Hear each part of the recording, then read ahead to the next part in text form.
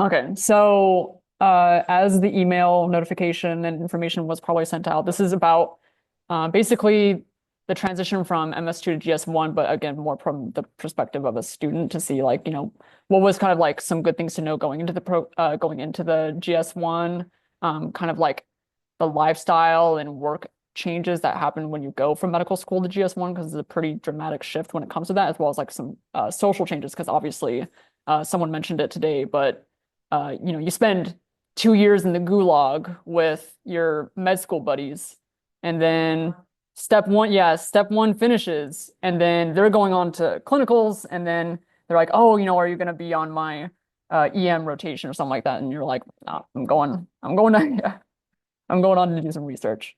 Um, let's see if I can, am I not on it?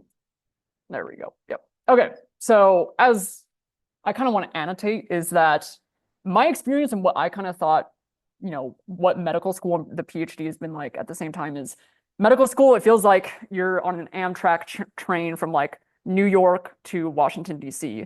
There's stops very well annotated. You know exactly when and where you're going to be, how you're going to be stopping, every bit of the way. There's very clear stops. And so like for medical school, you have your quizzes Monday, Thursday, Friday, you've got your midterms, your finals, your OSCEs, your clinical evaluations, and all of them are very fast paced, but they're very delineated for you, right? But the PhD is kind of like a horse and buggy. It's the total Wild West where, yes, there's like some loose rules and things that you need to follow so you don't get dysentery and die on the trail. But at the same time, it's like what's fun about it is that you get to pave your own path more or less, right? You get to decide how much research am I doing today? Am I going to be running a lot of experiments, or am I going to be doing some other kind of, typing up a manuscript, doing literature review, much more time and opportunity to conduct your days and your weeks the way that you kind of want them. So it's much more freedom of just able to spend your time and how you're going to spend it. Now, of course, I want to just go over quick housekeeping. So Sarah, Jennifer, anyone else, if they email you and it's just like, hey, this is part of the things that you're going to have to do. I'm sure they've already been doing this for getting the transition to the graduate school done. Just follow it through as soon as possible. Don't like let it rot in your inbox for a while and then you realize, oh shoot, I'm like 2 weeks behind on this. Now I can't register for classes and now I'm really behind. I'm going to have to pay like $100 fee just to like register for classes. So stay on top of these things. It's all just admin stuff. Make sure you're just like, especially for like Wellness 360. So the TB, like get your quantiferon or the PPD or something like that. Get it done quickly. And the PPD, it takes a little bit longer, right, than the quantiferon. So just make sure you're following all those immunizations and things that you need to actually be able to be approved to register for classes going into GS1. And then my advice, and I'm going to be expanding on this much further, is on the IBMS page for whatever department that you are joining, look at their plan of study. Especially, or ask the department, because sometimes this is just for the PhD students. They don't have like an MD PhD one. There are MD PhD specific plan of studies. Make sure you look over that very carefully because there's even some kind of traps, I think, or things that shouldn't be where they are, like in cancer biology, which like Ricardo, I've been telling scientific writing, making sure you're taking scientific writing first semester. So right now, or, so how many have taken steps? So Ricardo, you've taken step. Has anyone else taken step yet? No? Okay, so we're still waiting on that. So, once you get step one out of the way, it's the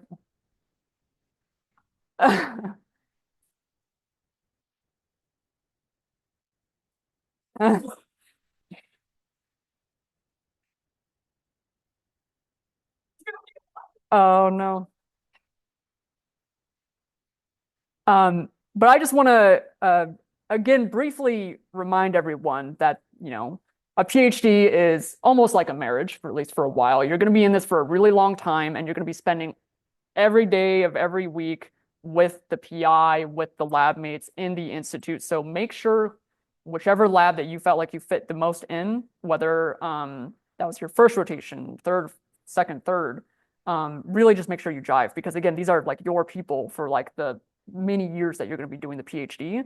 And there's always a balancing act. And hopefully you don't have to do too much of this balancing where it's like the interest and the coolness of the project that you're going to be doing or projects that you're going to be doing weighed against what's the culture of that lab. So hopefully, generally speaking, you're not sacrificing too much one or the other. Like yes, this PI does like world-renowned PI, does amazing research. He has tons of projects that are going to be like, nature papers or whatever for you. But at the same time, it's like, oh, well, but the culture is just like, it's brutal. It's extremely like old-fashioned research. It's just like sink or swim. How much of that do you want to balance? And be careful when you're choosing that lab, because again, it's a very long time commitment. And this is more something that you can just have a direct conversation with your PI. But of course, make sure like funding is good, and they're not going to take you on if they can't secure your funding for the time. But it's always a good thing to ask, just because when you're doing these rotations, make sure you're communicating with the PI, like especially if it's a PI that you are wanting to join later on, like, hey, are you going to have funding for me to actually join your lab at this time point, which would be this semester.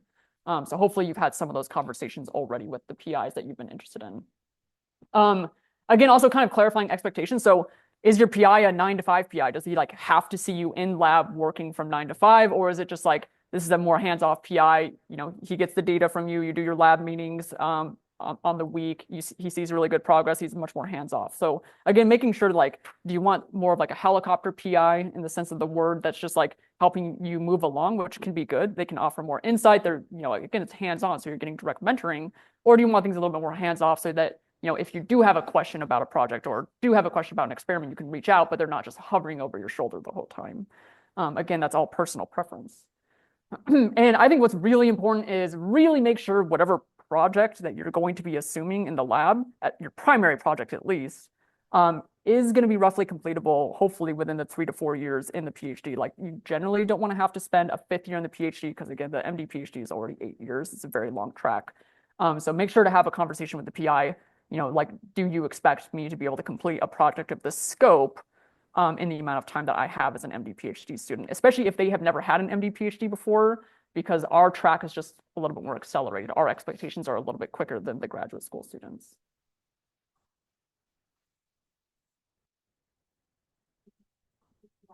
If it's possible to, from start to finish, how to make a publication for you.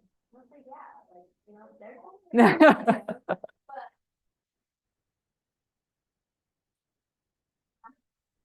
it also depends on how like mature this project is. Are you starting it from scratch, or has someone already published something about this and you're building off of it?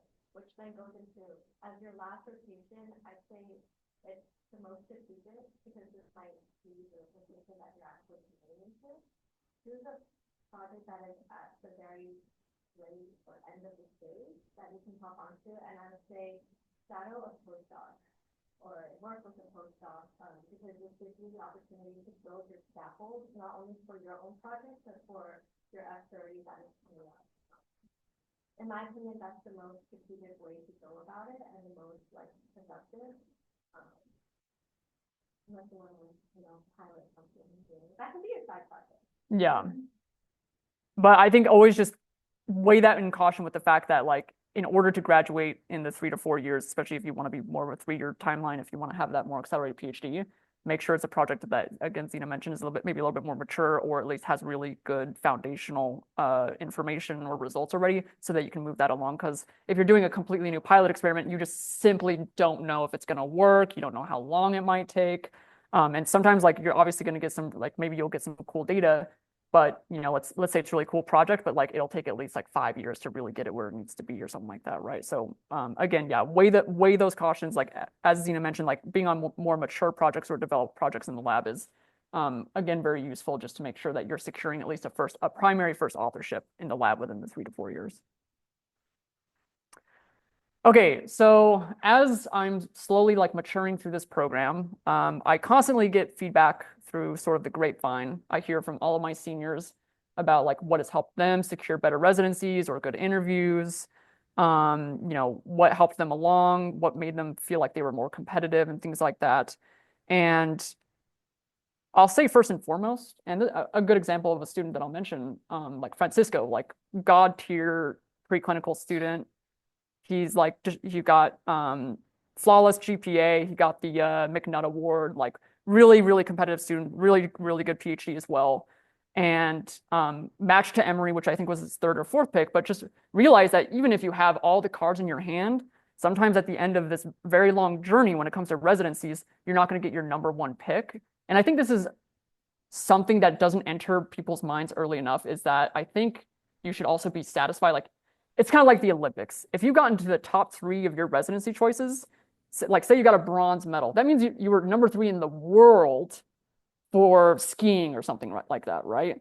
So it shouldn't just, you shouldn't wallow in sort of a despair of like, I was super competitive, I did all this amazing work, but I didn't match into my residency at Harvard, my number 1 pick. I matched at, you know, WashU or UW or something like that. Yeah, there we go. Exactly. So, but again, like when it does come to making you more competitive for residency, some things that are just like things that you're gonna have to start bearing in mind, at least for the PhD. Obviously, research products on ERAS when they're listed, which like even a poster is like considered a research product. Sorry. So like you can have upwards of like 30, 40, 50, 60 articles of research that you've done, and those look very good on the application, obviously. So really start building your mountain of accomplishments and research products. I keep saying projects, products as soon as possible. So like look for posters, presentations, abstracts, obviously publications as well. And of course, if you can get on a first authorship, that's really, really important, which leads me into something that I did myself with Fat, another MD PhD student that's in our lab, where we co-first authored a review together on pancreatic cancer clinical trials. And I think what was really helpful for me is writing a review first year really gets your feet wet when it comes to like just all the things that you need to know, like say for the QE when you're getting pimped on like, you know, what are the general like hallmark cancers for pancreatic ductal adenocarcinoma, all those kind of things. So you learn a whole lot when you're writing a review. Obviously, if you've never written a review, there's a learning process, but it's a really good way of fast tracking a first author publication. Now, that does not mean that that satisfies the first authorship requirement from the graduate school because it needs to be a first author primary project. It cannot be a review. However, these reviews are just really rather quick to turn around, much quicker than a primary research project. So I encourage you to think about, can I write a review? Is someone in the lab thinking about writing a review? Can I help write with them? Or even just talk with your PI, like, have there been any journals reaching out to you about writing a review? Can I work with you on writing one? Of course, receive any kind of funding awards. So the really big ticket item, GS1 and GS2 is the F30, but your PI is probably going to be emailing you real fast about all of the departmental awards you should be applying for, the T32s that you can be awarded, or various other funding mechanisms, or just like travel awards and whatnot. And again, like those are good CV builders, and again, it's just free money for you, right? So try to be as successful as you can applying for them, and be like, if it's been collecting dust, like really start brushing off like your bio sketch, your CV and everything, just because you're going to have to be like constantly resubmitting it and you want those to look as beautiful as possible going into those award applications. Another factor is just growing your network of connections. So I think just knowing people in any professional degree program just opens doors, right? So connecting with labs obviously will help you with any of your projects that you're working on. And then way down the road when you're thinking about GS3, GS4, even onwards, is start connecting with PSTP directors. Like start asking them, like, you maybe like what has helped the people who have gotten into your PSTP get into it? Like, what do you see as a successful PSTP applicant? And then just like having them get to know you, because if they know you and they see your application in ERAS way down the road, it's like, oh, I've been in contact with this person for 3+ years. Like they're a good student. I think we should interview them. And lastly, I'll mention this as well. I've seen this from many people who have like just finished residencies is like X factors. So like all the time I'll hear from either like MD PhDs or MD onlys where like their residency interviews are like, if they have a hobby of doing underwater basket weaving, it doesn't matter what any of their other like experiences were, they want to talk about that the whole time. Yes. So, and the PhD is a really good time to start cultivating those X factors. Like whatever your interest might be, either join a club, like start, do some kind of community service, do some kind of clinical service, whatever interests you, even if it's not clinically related at all. You have the time now in the PhD, rather the flexibility such that you can grow those. And obviously, the more time you put into them, the better they look on the application. So the first year of GS1 is a really good time to start. Okay, so I'm going to talk about some major milestones of the PhD. And Cavazos will always be busting through the wall. So I hope you can appreciate, no one has mentioned it yet. This is all Chat GPT, right? Do you remember my prep for step GPT images? They were wonky. They like their fingers were missing. But now, I mean, GPT has just gotten so much better. So I hope you can enjoy the evolution of the GPT memes that I've been able to make with this. A little bit, yeah. Well, so does anyone know what I'm even referencing here? It's a little bit more old-timey. The Kool-Aid man, yeah. So busting through the wall. Um, so papers, papers, papers. So Cavazos is going to be really on to you about like making sure that you're getting a manuscript ready or you're working on a manuscript. But going back to the subject matter at hand, so there's generally speaking for MD PhDs, three very major critical milestones you just have to do, obviously, to get a PhD. The first is the F30. So that has to be submitted within the first 48 months of you entering the MD PhD. Obviously, you're not going to submit an F30 MS1 or 2, so that's not the first half of the 48 months. And it's very heavily encouraged by our program and basically anyone else who's been going through the F30. You should really be gearing for a F30 submission like midway or later on in your GS1 years, just because like say it doesn't get funded the first time around, at least you'll have feedback and you can resubmit.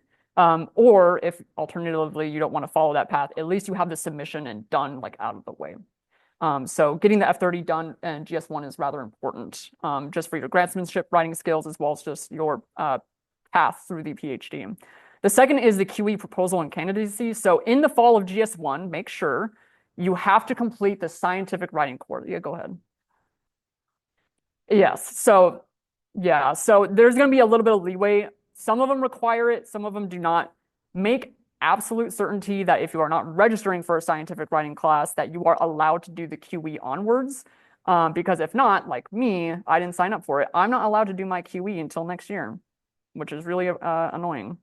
Um, and then alternatively, even if maybe it's not required per se for the QE, I would say getting whatever scientific writing or grant writing course done in the fall semester of GS1, it's important regardless, just because you are submitting the F30, writing the F30 right now. So this is really good time to just sit down and have really good feedback or learn about all the grantsmanship skills that you need to learn for writing and drafting a good grant. So if it is not required by your department, but maybe it's like a sub requirement you later have to do, I would still do it just because you're going to be writing a lot of grants in first year of GS1. And again, yeah, so requirements, restrictions, just it's so heavily dependent on the department. So be careful with that. Lastly, of course, is the PhD defense way down the road, fourth year. So you do need a first author publication. There's a tiny bit of wiggle room around that, but more or less it's just like the absolute standard that you do need to have a first author publication from primary research. And then, and I'll talk about it a little bit later, just finish your requirements, write your thesis, and defend. You know, easy as that, right? But go ahead.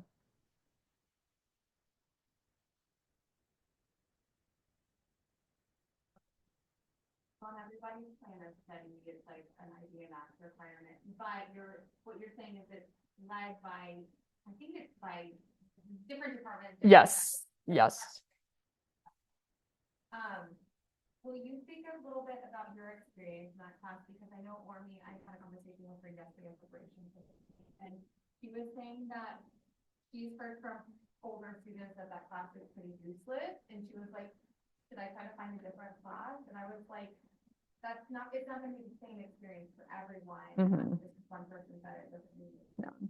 And I think sometimes you can also have drastic opinions. So like for someone, you know, maybe for them it's useless for them and they didn't get anything on it, maybe just because they didn't care for the course, or maybe they already had that skill set from some other acquired experience that they got from it. So I can't personally opine to the scientific writing course because of course I haven't done it. I'll yeah.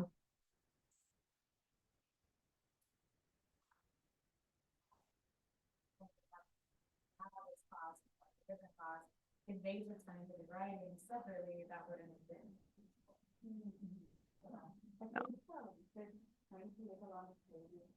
They are. Yeah. Part of the reason why it's not helpful because the scientific writing course is supposed to be in tandem with the community act, basically preparing you into writing a very strong competitive proposal.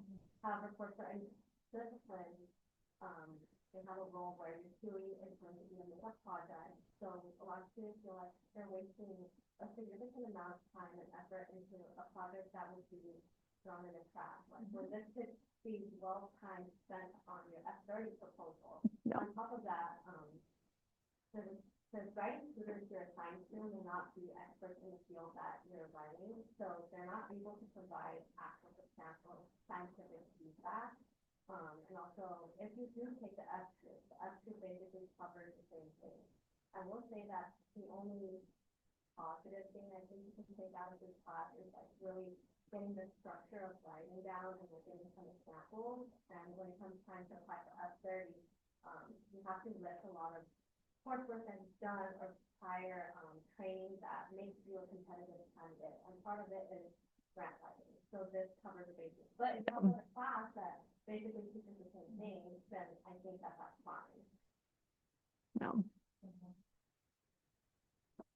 But look within your department requirements. So you're looking at plan of study. But be careful about the plan of study because for cancer biology, it does not have the scientific writing course until GS2.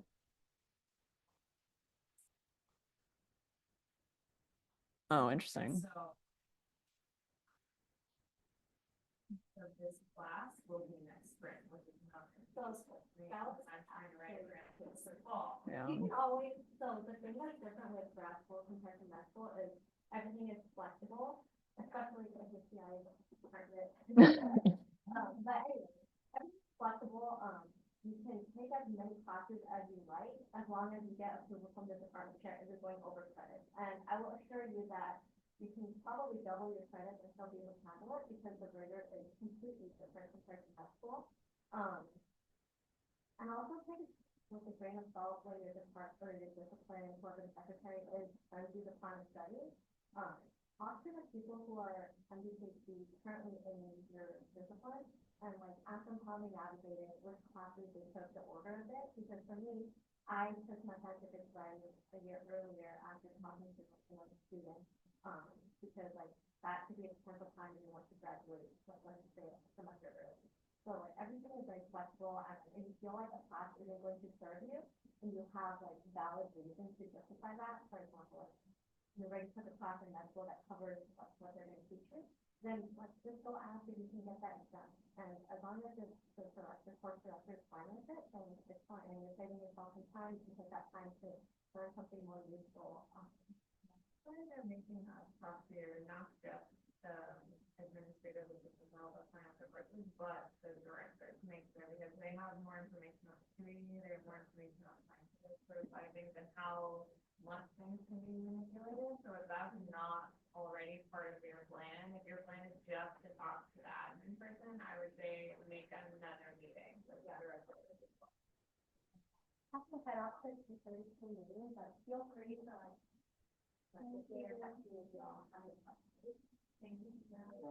Thanks, Ina.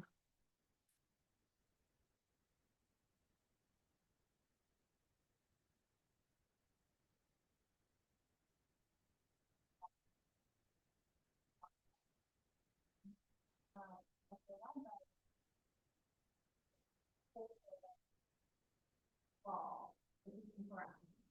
That's not correct. And she's a discipline director. So even a discipline director may not know. Okay. So for her, I told her to talk to her mentor and even Dr. Burton, who may have a better idea of that. But the reason why is because the first semester you're not using very much at all. But it's normal for this. And EPC students are interesting because, as you know, you come in as GS1, but you actually skip year one coursework. So sometimes people automatically apply you as GS2. Not always, though. Not always, but sometimes this happens. And so that's what happens on the typical PhD plan of study is taken the fall of your second year. And so someone just moved it that first year, essentially from their mind and might have fall the first. So you just have to be a little bit more I guess critical and like the information that you're receiving and making sure that you're talking to multiple courses about it. Which is tough. I mean, this isn't easy, but this is a part of the reason why we're doing all of this. One that it's applicable and not useful. And then you find out that you need a class and you can't produce your name once you have it. And so all of that is very difficult. The classes are sequential. Yep. Order, you wind up Or unless you have someone who went before you can tell. Exactly. No. There is by your department, they are required to send you a plan of study for the MD PhD.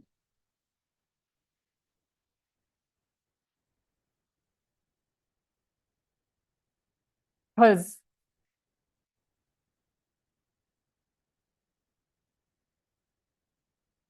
Probably just, messed up. I know, yeah. Is there a specific MVPC and the subject line of already not really?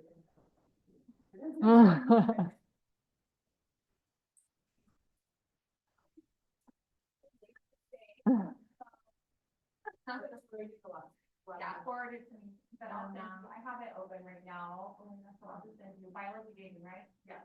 If you guys want me to send it to you, remember, yeah, but send without this. I know, I love my stuff. That's just what she wanted me to like. Are you serious?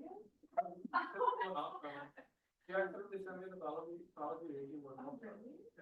Well, she does both cancer, biology, and biology rating, so that's sorry, Chad. No, you're good. But yes, it's all very important to know, if you don't want to find out. Literally, no. Exactly.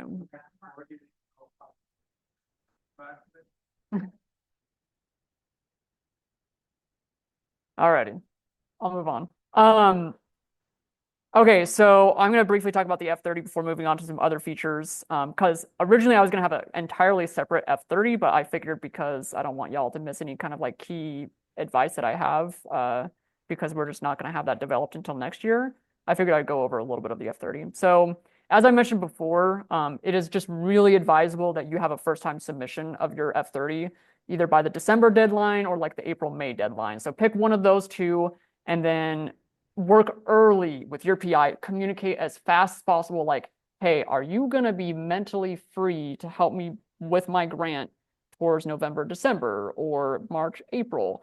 Because maybe they have some grant deadlines coming up as well, and they're going to be like, I'm sorry, we're going to have to just move yours out a little bit, but coordinate that quickly, just so that your PI, your mentor, is going to be available to actually help you with the drafting of this grant. Sign up for F2 pretty soon. I don't know when the deadline is for at least the fall, but usually I think you should have gotten maybe some emails already about signing up for. Not yet? Okay, great. Just keep an eye out for those and sign up for them. Just don't let these kind of important emails rot in your inbox and you forget to sign up and then it's like, oh, you missed the deadline.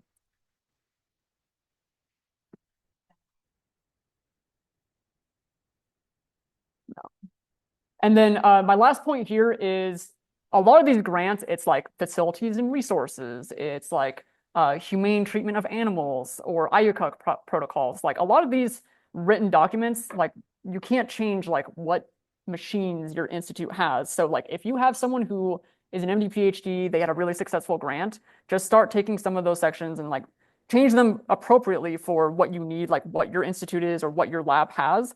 But a huge amount of like these big grants, like the F30 writing, is a lot of just like the institutional resources. It's like classes you've already taken. So like sometimes you can just say like, okay, like what did Francisco write and like how did he write the rigor and reproducibility class? Like how did he show that this was like preparing him for the ethical conduct of research? So like reach out again to like your peers who successful or not or otherwise, but generally, of course, you would want to have someone who was successful in their F grant, reach out to them and see how they wrote their grant. And it's like if all that institutional stuff is there, it's just like, well, it's the same thing. So if they have a really good list of like what resources your like GRE has, like you can just use those resources, right? Okay, my opinions or the general opinion of F-Troop, Zena touched on it a little bit. So F-Troop is like a decent introduction of just getting familiar with the F-Grant process. And what's nice is that Oyajobi, the person who conducts F-Troop, is available for one-on-one. So if you do want to have like a one-on-one session with him, like you want him to look over your bio sketch or your personal statement, what have you, he's available for that and you just reach out to him. And he's really good with like critiques on the bio sketch in particular, like personal statement. Not so much, again, like if someone is not in the same field of research that you're in, the quality of their feedback when it comes to the science is just not going to be as robust. And especially when it comes to like, say, Oyajobi, who's done so many reviews, has been on so many review sections for like F grants. He knows like more or less just like how the structure of a really good grant is. And that's how I think you should utilize his information, is making sure that the structure of your grant and the way that you've written your personal statement, your biosketch, all of that kind of stuff is top of the line. And then when it comes to like the research strategy and specific aims, obviously rely on yourself and your PI. That's where I think you need to be focusing that kind of drafting material. It's very minor time commitment, so all these sessions are on Zoom. It was kind of unfortunate because it was like very wishy-washy. Sometimes they would just get abruptly canceled, so there'd be like entire sessions, unfortunately, of F Troop that were just not available. But I think that just kind of depends on like the availability of instructors and everyone else. And I think a really big con in general, I would say, about F Troop, and I think Zena again also mentioned this, is that it's for all F grants. So it's not a really nitty-gritty discussion of like, how do you prepare really well a F30 grant? Like what form do you need to use? What grant ID do you need to use? Like how do each of these sections need to be drafted so that they present themselves the best? Like all of the really, really precise details are sort of lost for F Troop because it's a more generalized session. So bear that in mind.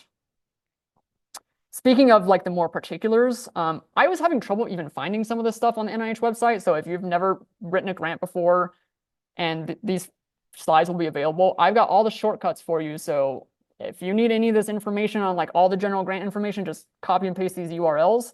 So you're likely going to be applying for the Ruth Kirstein NRSA MD-PhD F30.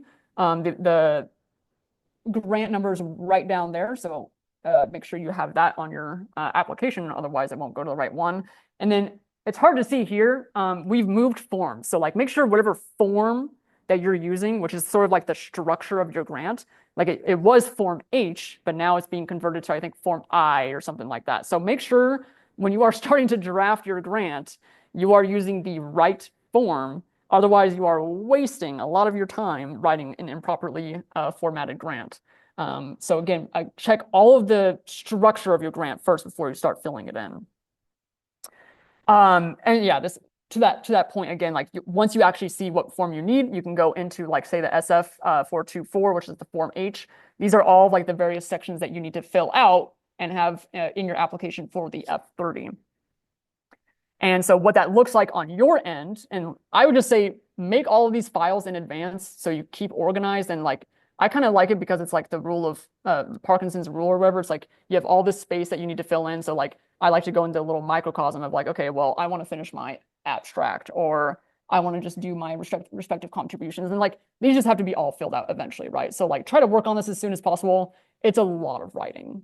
And it's just a lot of really like clear formatting that you have to do as well. So I even, I think after even all the proofing that I did, I still found a typo in my grant after everything. And it's just, I know, yeah. Oh no. Oh, yeah. So yeah, even with all the proofing that you do, all the careful reading, you're like, there's always going to be some typos. So that's kind of all I want. Exactly. Yeah. Yeah. So hopefully they'll be merciful when it comes to that.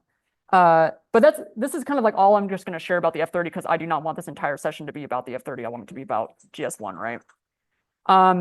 We've kind of already touched a lot on this, but again, like the QE is very nebulous because you just don't know what your departmental requirements are. And figuring out that as soon as possible, I think just helps prepare you for the writing and the actual like defending of the QE. So figure out, am I allowed to use a grant-funded project from my lab? Am I allowed to use my project in my QE? If not, like, what are the restrictions? Like, what does the grading rubric look like for the QE? Is there a practice QE or not?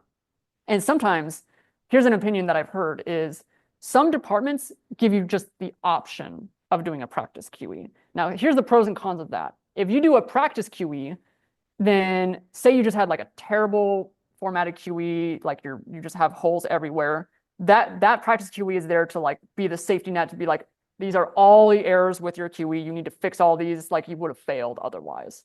The con of doing that practice QE, again, if you just have the option of doing it, is usually the committee will then be much more stringent on the grading because it's like, well, we went through a whole practice QE with you. So like you should have a flawless QE, right? So it's your choice on whether to take that practice QE. Again, like some people said, like, yes, it very much benefited me to do the practice QE. And some people said, like, no, it was much just easier because it's like, well, I didn't have a practice before this, but they still were very adequate in their presentation and everything, right? So just be aware, especially if if you have a very like strict committee or QE committee, make sure that just like you're satisfying all of their points that they make in the practice QE. And sometimes you can't even do that. Some committee member might be like, this is garbage. Why is this included in your QE? And then the other person will be like, well, no, this is really important for the study. So then who are you going to satisfy when it comes to the actual QE? Because one of those things is going to come or go. And then you're going to see the committee member who you defied, they're going to scowl at you and be like, well, why did you do that? Right? So again, mix and match on the decisions when it comes to that.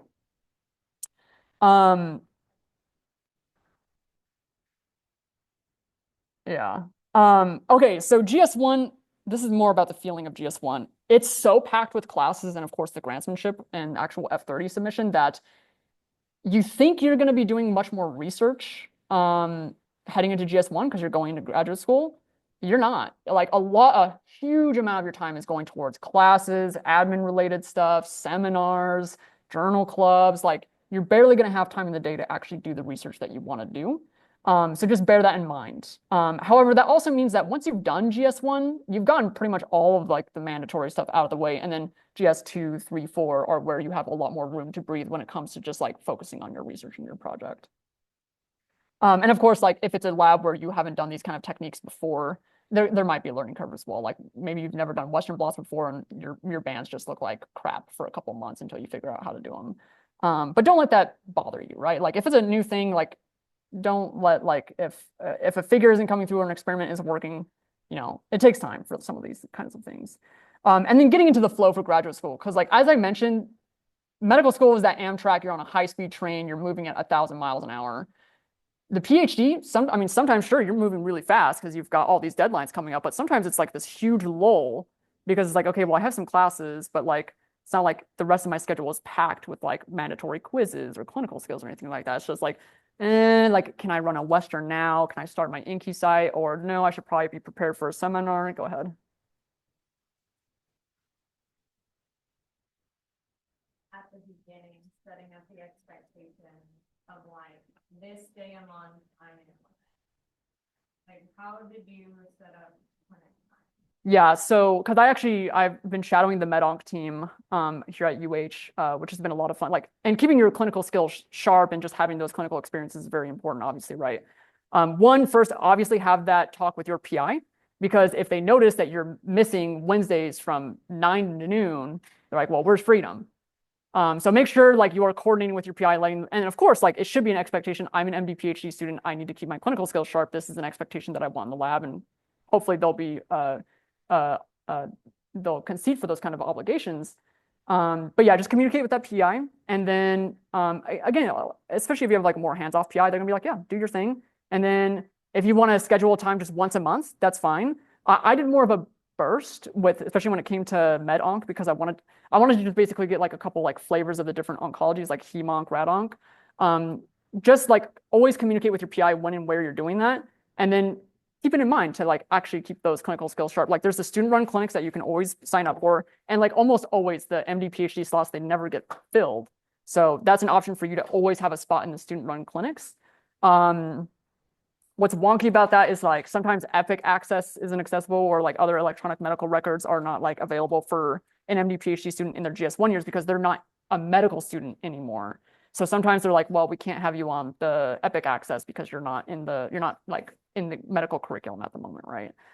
So sometimes that can be a bit of a wedge when it comes to clinical service. But yes, do find those opportunities, like maintain them, and enjoy them as well, because like you're in an MD PhD program, right? I haven't done the student run clinic. No, I've just done the shadowing at UH.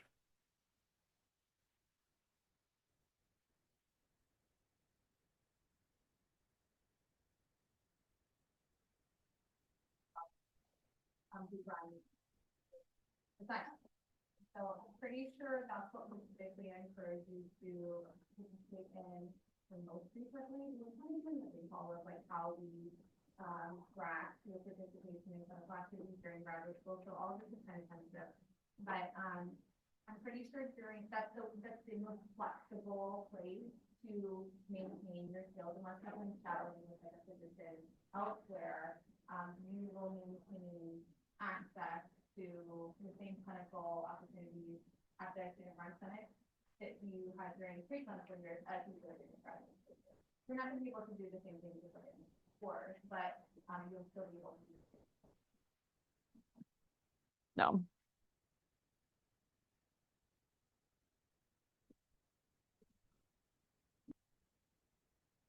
Okay, obviously, again, this is very department specific, but the layout I think is more or less going to be the same across disciplines. So I'm going to go over, like, say, the cancer biology discipline. So you're going to obviously be taking R&R, RCR. This is just like your standard ethics and rigor and reproducibility class. You'll have group assignments. First thing that I'll mention, I didn't even mention up there, but compared to the medical school classes, the PhD classes are they're just easier, like straight up easier, which is nice, right? You've spent 2 years grinding your butt off doing preclinicals. It's nice to have a little bit more lax classes. And in fact, in some disciplines, I've heard that some of the core classes, like the immunology core classes, they're just straight rip-offs from the med school slides. So yeah. Yeah.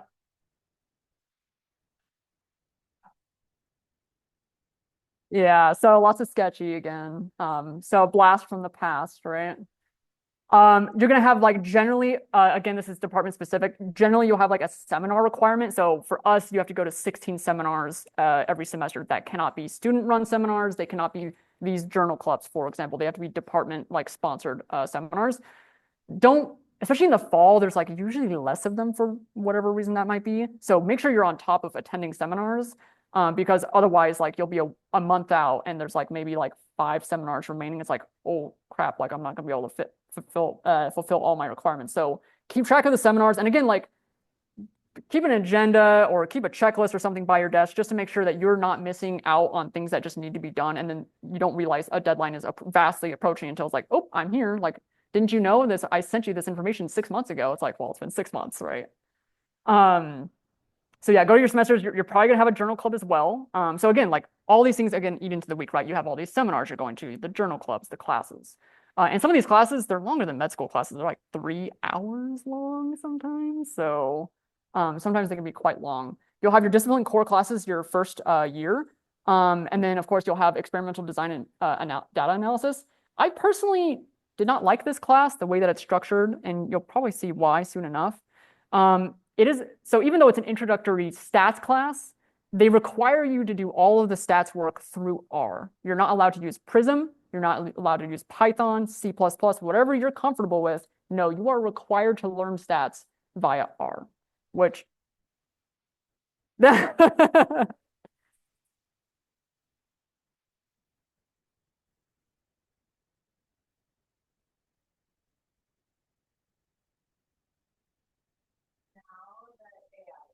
It's not. Oh, and I have to do it. I'm starting to learn Python. Like, hey, you teach me step by step, like what Mhm. Which reminds me, like especially for like the midterm and final exam for stats class, it's semi open book. You're allowed to like look at the PowerPoint slides and everything, but you do not have access to the internet.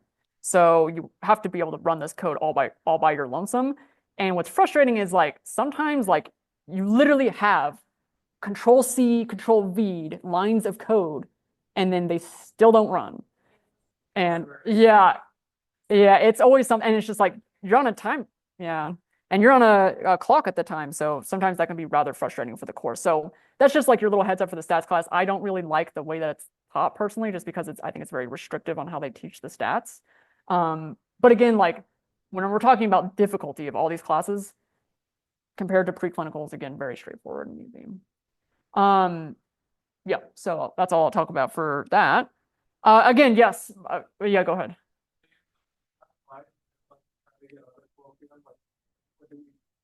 Oh, sorry, yeah, I forgot to mention that. So yeah, so colloquium is a really unique class because it's basically another journal club, but the focus, and maybe you'll like this instead, the focus is really on like, how do you fine tune your presenter skills? How do you make slides look beautiful and like ready for a presentation? And like, if you just feel like you're not like as good of a presenter as you want to be, or you feel like you just don't know how to design slides as well as you want it to be, I think this class is actually kind of valuable in that sense. But for people who just want to save the time, or two, just feel like they've been through enough journal clubs already, Chris, and you can ask Chris this, was able to get out of the class. He just asked like, hey, like I'm in the MD PhD program, like I've through the years been through journal clubs, like we do the journal clubs for the MSTP.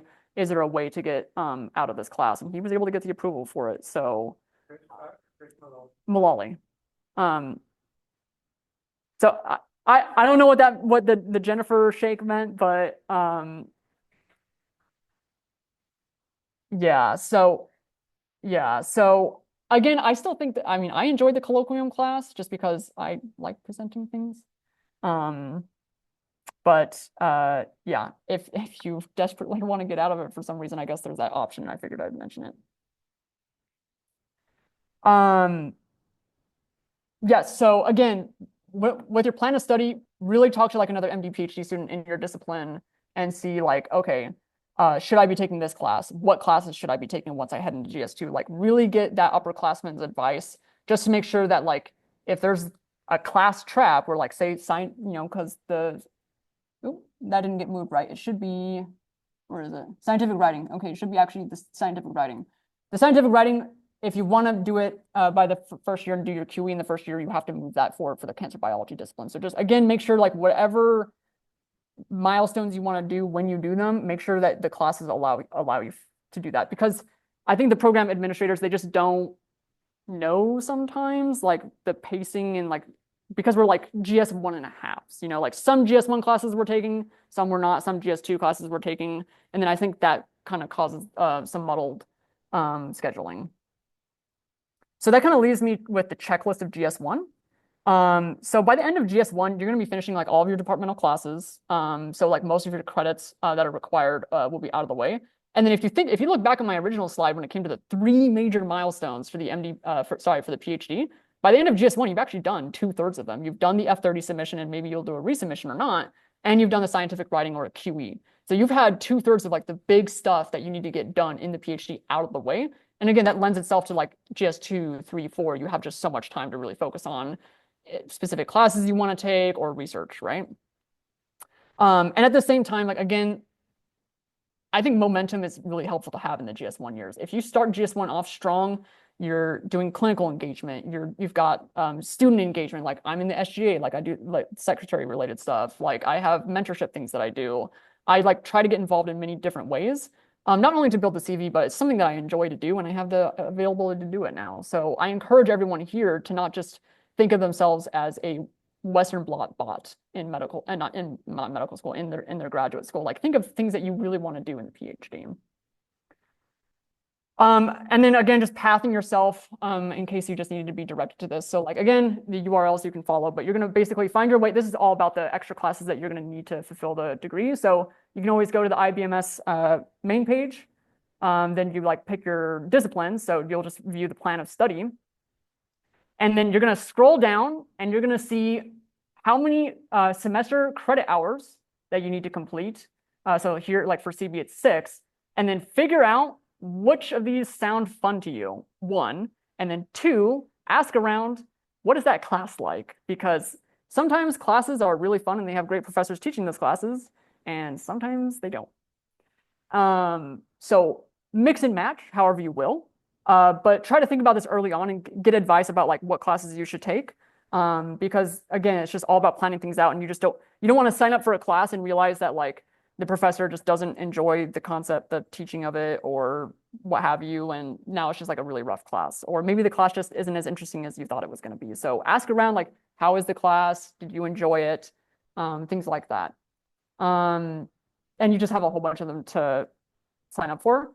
And what I really like about our discipline and many other disciplines as well is definitely consider TAing. It is free credit hours if you need to fulfill them. And it's really relatively low commitment, but also, I mean, it's teaching opportunities, and that's something that you can have on your CV. So it's nice that they do incorporate that as an official credit hours for the program. Go ahead. No paying. So there's no payment.